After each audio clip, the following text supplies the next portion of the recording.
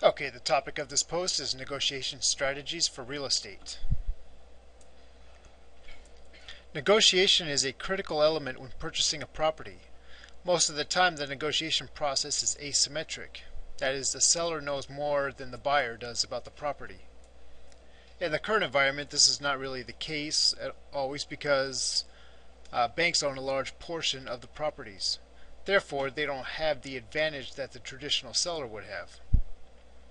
Great negotiation techniques will not always give you a huge advantage because the market sets the general direction of the prices.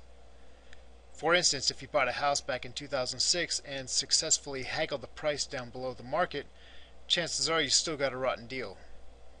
You are just a few $1,000s less upside down than other people who bought similar properties. If you're known as a tough negotiator, don't brag about it. If the person that you are dealing with finds out, they will either avoid you or mirror you with the same tactic. Billy Beane, the general manager of the Oakland Athletics, was featured in a book called Moneyball written by Michael Lewis. He eventually got a reputation for drafting the most productive players and acquiring more value through trades. Once other general managers became aware that he was so savvy, they started avoiding him. They would not trade players with the Oakland Athletics because every transaction was lopsided in the favor of the Oakland Athletics. This was amplified even more when Moneyball was published. This is not to mention the fact that the richer teams eventually copied this strategy. If you are a small investor in a big market, chances are you'll never have to worry about your advantage becoming known. But if you're the richest investor in a small community, then people will definitely pay a lot of attention to you. As a negotiator, the best reputation is no reputation. So don't make ridiculous lowball offers. Also, when someone counters with a reasonable offer, then you should do the same. The price you're willing to settle for should be below your asking price anyway if you're the seller. Remember, your property is not worth more just because it's yours. When you are the buyer, this is something you constantly experience. Market data, especially from comparable properties, exists for a reason. It is critical that you have done your homework prior to the negotiation. When selling, you should know exactly what price you would settle for and aim to get a higher price. If you are the buyer, then you should submit an offer that is reasonable but less than what you would be willing to pay. So you should know before you go in what you want to what your target range is. If your opponent cannot come to an acceptable agreement, then simply move on. Do not go past your limits. Just go out and find a better deal. Having a plan before you make an offer or list a property for sale will save you. The next section covers buying from auctions. Auctions exist for a specific reason, to obtain the highest possible price.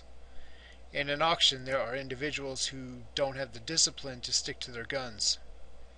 They get amped over rising prices.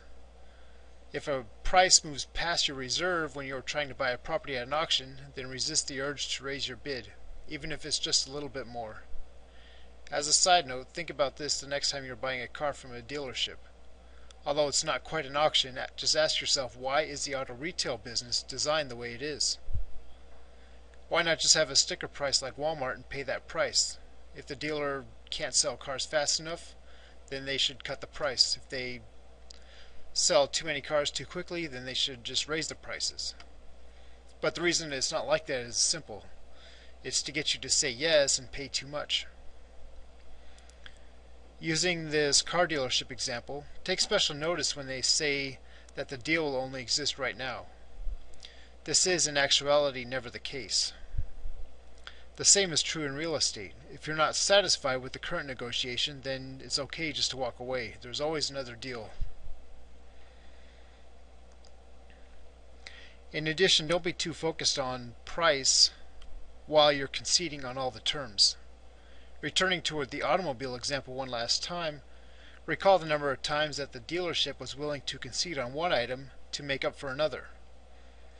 They would say something like, "Sure, we'll get you that price," but we can only give you $3,000 for the car you're trading in.